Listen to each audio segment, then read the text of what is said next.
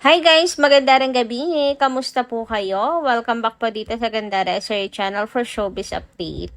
Ang tatalakayin nga natin ngayon at pag-uusapan mga kakimpaw ay may kinalaman po dito sa ganap ni Paolo Avellino kanina kung saan kaka-open nga lang po ng kanyang play space na business venture sa Ayala Vermosa mga kakimpaw.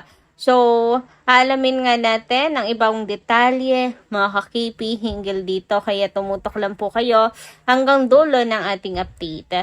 Pero bago po tayo magsimula, sa mga hindi pa po nakaka-subscribe sa ating channel, pakiclick lang po tayo nating subscribe button at notification bell na nariyan po sa baba para maging updated po kayo at ma-notify tuwing may bago tayong chika at balita hinggil sa Kimpaw. Maraming salamat!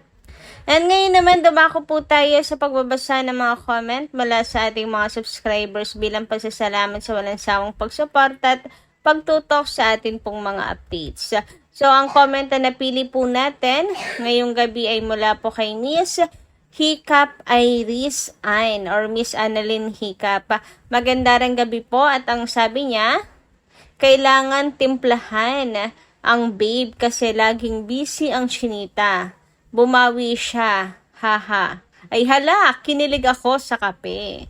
Grabe nga naman kasi ang baby time nila Kim and Paolo, no? Hanggang sa kanila ba na mga working station, mga kakimpaw sa office. Sabay talagang may bebehan time sina Kim and Paolo. Sabi pa dito, ay Gandara, opening pa lang ngayon ang negosyo ni Pao.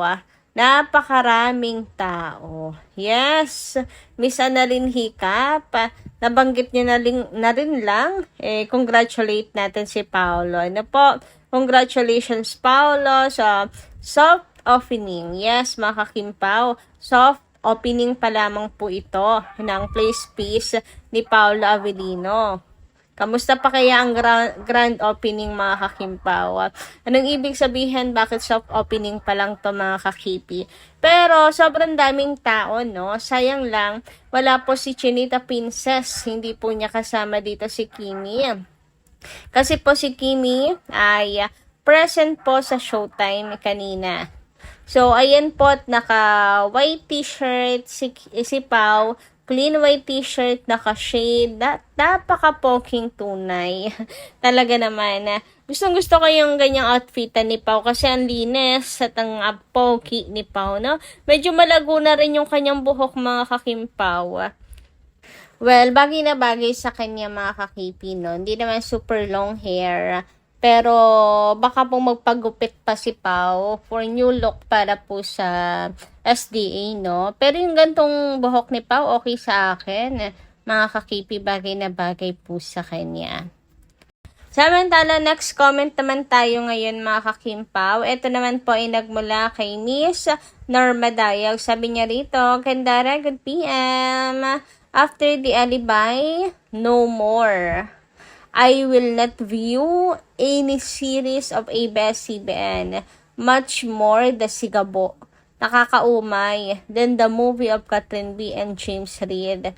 God bless KP and seniors like me who my leisure time is viewing Showtime if Kimi is around and reading your updates to KP. Ayan, tungkol po sa Showtime, minsan kahit wala si Kim, nakakapanood tayo kasi umaasa na baka mamaya lang si Kim, late lang, di ba mga kakimpaw? Pero pag alam naman natin na may event si Kim, hindi na talaga nanonood. About naman po sa The Alibi, naku, pag nagwakas na nga po ang The Alibi, mukhang makakatulog na ng mas maaga ang mga seniors natin dahil wala na pong ibang susubaybayan. Kasi tapos na wala naman pong next project pa sina Kim and Paolo na ora-orada. Di pa naman po nagsisimula ang kanilang kopino. So, makakabawi na po tayo ng puyat. Or pwedeng hindi rin kasi mag-aabang ng update sa Kimpaw. Pero yung pag-aabang po sa The Alibi, wala na mga kakimpaw. Ano, kasi yun lang naman ang inaabangan po ng mga seniors. So, kapag natapos na, wala na silang subaybayin. Mukhang maboboring na naman po ang ating mga Kimpaw lunches. Iba pa rin kapag kami serye, sina Kim and Paolo, bukod sa araw-araw natin napapanood, mga kakimpaw, pampalipas oras nga at stress ng mga fans. Yung si Gabon, ako, puro AI generated daw mga kakimpaw, no? And against po ang marami doon dahil nga sa nawawala ng trabaho ang mga totoong tao dahil umaasa na po sa AI. Kaya yung iba, hindi na talaga nanonood po ng Sigabo. Samantala, dumako naman po tayo sa mga topic natin ngayong gabing ito mga kakimpaw. At unahin na nga nating pag-usapan ito pong coffee nila Kim and Paolo. Yes, kasi nga nag-update si Chinita Princess, mga kakimpaw, sa kanya pong Facebook page and sa kanya pong IG account na sila po ay nagko-coffee sa office ni Paolo.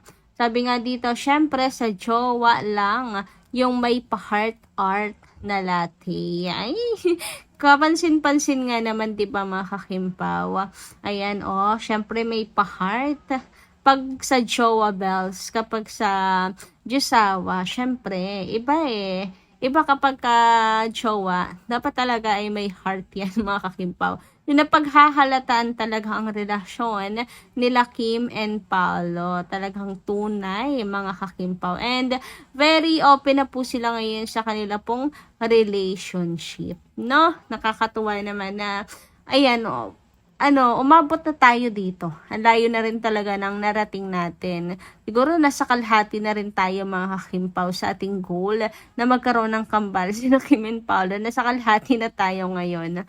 Anyway, dumako naman nga po tayo dito sa soft opening ng business ni Paolo Avellino na Play Space sa Ayala, Vermosa, mga kakimpaw. So narito nga po yung kanya mga ka-business partner dito, ayan, kasama ni Paolo Avellino. Puro lalaki pala naman, mga kakimpaw. Diyan galing yung pinsan ni Paolo na babae. And yung gumagawa ng issue tungkol dun sa, model na baka yun din daw ang partner ni Paolo Avellino dito, mga kakimpaw, kunwari lang. Ito na po ang kasagutan. Syempre, kung talagang partner yon ni Paolo Avellino dito, mawawala ba yan shine? Mga kakimpaw, di ba hindi? So, ayan, wala naman po tayong dapat ipangamba sa mga ungaw na mga bashes at tinatanim na mga bashes sa atin pong mga isipan dahil malinaw naman po sa sikat ng araw. Ito po yung mga business partners ni Paolo Avellino dito. And lahat sila naka-white, no, mga kakimpaw. So, ayan. Sabi dito, co-owner lang din po si Paolo. Pero, ganun pa man, congratulations kasi napakarami po talagang tao. Sayang lang, wala po si Chinita Princess kasi si Kim nga po ay nasa Showtime kanina. Yes! Nasa Showtime si Kim. Kaya para sa mga naghahanap po kay Chinita Princess sa soft opening ng Play Space si Paolo sa Ayala, Vermosa, wala po talaga si Kim doon. Sinasabi na po natin agad kasi si Kim present ka po sa Showtime. Pero, sigurado mga kakimpaw, nagrabe ang suporta ni Kim kay Paolo Avellino dito sa kanyang bagong business venture na yan, sa kanyang opening day, mga kakimpaw. Malamang may pag-congratulate na si Kim, may pagbati po sa kanya. At naman kasi ni Kim, di ba? In-announce pa nga lang yan ni Pao. Very supportive na si Kim. And sinusuportahan niya talaga to, mga kakimpaw. Business ni Paolo Avellino. Pero may nasagap din tayong balita na wala man po si Chinita Princess Shine, umuwi rin naman agad si Paolo Avellino. Ay, grabe naman ng pampakilig yan, mga kakimpaw, Grabing kilig ko nung malaman ko yan, mga kakimpaw. Hindi rin pala nagtagal doon si Pao, umuwi rin po agad si Papi.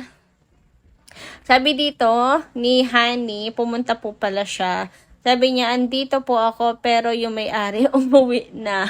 Ang bilis naman mag-disappear. Soft opening pa lang ito pero ang dami na agad tao. Habol na guys dahil may 50% off. Wow! O, diba may pa-promo mga kakimpaw? May 50% off po sa mga pumunta sa Please Space. Soft opening. Grand sana sabihin ko. Soft opening pa lang ito mga kakimpaw. Pero daming tao na Gusto nung sulitin din yung 50% off mga kakimpaw. Grabe, ang laki naman nung Grabe naman nung 50% talaga. Swerte ng mga pumunta po dyan, ng maaga. Bukod sa discounted na nga mga kakimpaw, nakita pa in person si Paula Avellino. Yun nga lang, kung pahuli-huli, di po talaga maabutan si Pao. Sabi nga dito, umuwi na yan kasi tapos na yung showtime Tapos na yung showtime, kaya uuwi na si Pao. Uuwi na sa kanyang misis. Ayaw na niyang gambalain siguro si Kim. Kasi si Kim pwede naman pong pumunta dyan, di ba? Pero baka kasi may gagawin si Kim, rehearsal pa, or may shoot pa mga kakimpaw. So siya na lang yung uuwi kasi malamang pagod-pagod si Kimi kung pupunta pa siya dyan. Pero ganun pa man, nakakakilig to mga kakimpaw. Kasi talagang napaka-attentive ni Paula Avellino pagdating po kay Chinita Princess. Ang importante, alam natin mga kakimpaw na lagi pong nasa tabi ng isa't isa ang dalawa. 'Di ba? Nagsusuportahan po sa bawat business ng isa't isa. Si Pao sa House of Little Bunny, si Kim naman dito. Focus lang talaga sila sa kanilang goal. Masyadong nagpapayaman Kaya iyak kung malala na lamang ang bashers sa inggit. Anyway, hanggang dito lang po muna ating update, guys. Ngayong gabing ito, maraming salamat po sa inyong pakikinig. And kita-kits po tayo muli sa mga susunod natin, chika. Maraming salamat. Ingat po palagi.